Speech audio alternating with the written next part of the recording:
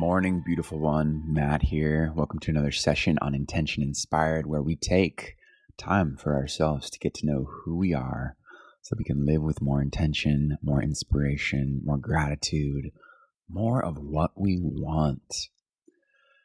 I always do these podcast sessions shortly after rolling out of bed, drinking some Relive, cup of coffee, do my morning pages, and then I get right into my session. So these are often the first words that I speak into the day. So I appreciate you for tuning in with me as we receive some vibrations into our ears to prime us for the day. And today we are on day 2 of our 3 days of self-awareness journey created by the wonderful Marva Midkiff over in the art room at Intention Inspired.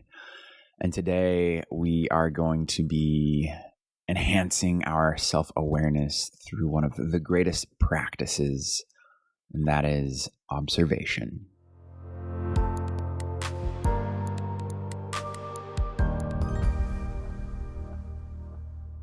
We may think that we have no choice but to observe the way we act, the things we say, the things we do, the things we are triggered by. That is observation on a surface level, and we generally chalk that up to the way I am. Most of the time, we're on autopilot, running the same old programs and conditionings that have been running for years, and these states of being seem like who we are. To evolve as consciousness and become more self-aware, we need to become very observant as we travel on this journey. We need to become the watcher, as Eckhart Tolle and many others say. Eckhart Tolle says, "Be the silent watcher of your thoughts and behavior. You are beneath the thinker. You are the stillness beneath the mental noise. You are the love and joy beneath the pain."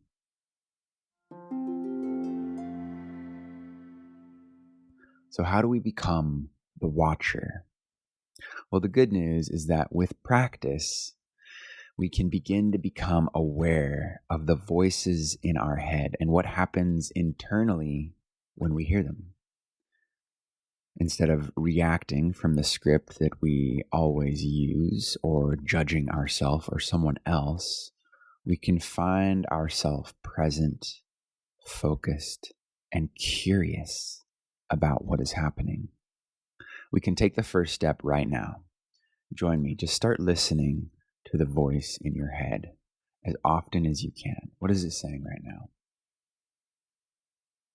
Pay particular attention to any repetitive thought patterns, especially when a person or experience triggers a change in your emotional state.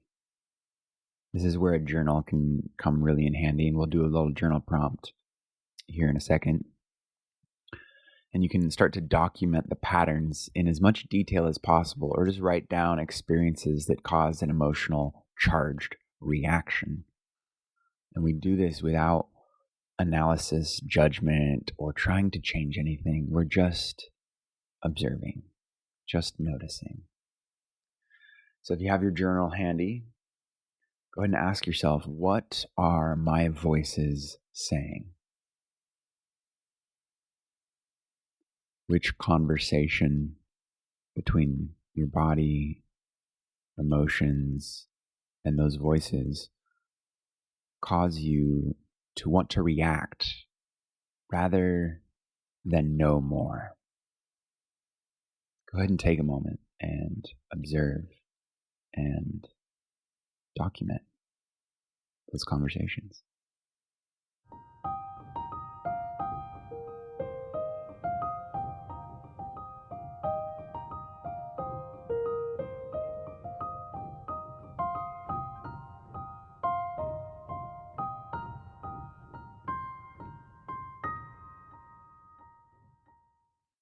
So for me, when I, in the smallest sense, feels like it knows, I limit more curiosity, and ironically, prevent further knowing.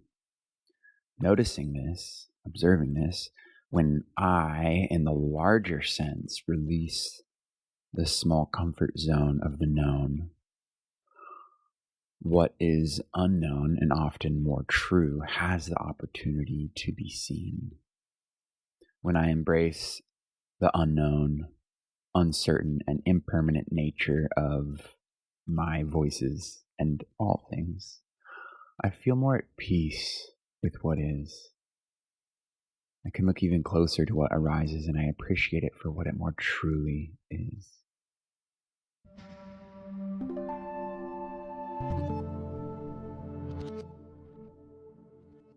All right, you got your snorkel? It's time to go for a deep dive. So psychological triggers can be tricky. They can be deep and hidden in our subconscious. We have accepted them as ourselves when actually they were conditioning that we adopted, typically in childhood, as protection and coping tools. As adults, they are soundtracks and patterns of behavior that in most cases no longer serve us and in many cases are causing us higher stress. A trigger can manifest by any sense reaction, a smell, a taste, a word or phrase or perception, many small and seemingly insignificant or unrelated manifestations that cause us to react in a patterned way. So is there any way to alter these triggers? Of course. Number one, we learn our stress trigger. According to what science currently knows, when we experience a trigger, our hypothalamic pituitary adrenal axis, HPA axis, kicks off a complex process of self-protection that readies us for three possible actions: fight, flight, or freeze.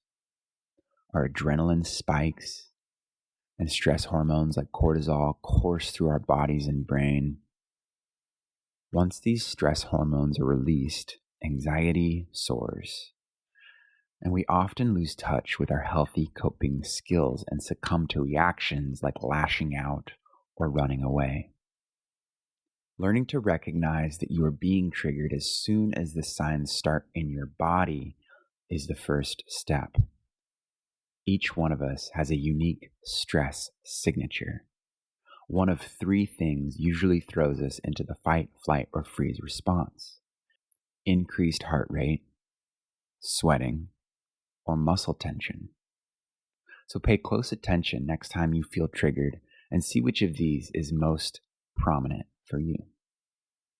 Number two, we can pause, calm our body, and focus on our breath and what we are feeling.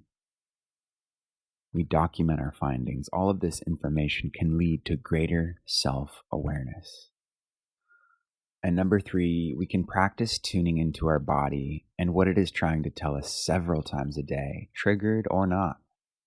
As stress levels arise, our tendency is to tune into what is happening outside of ourselves.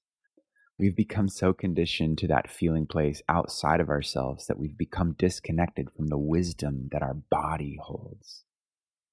There are so many great meditations that focus on our connection to our body. So go try some and document your findings.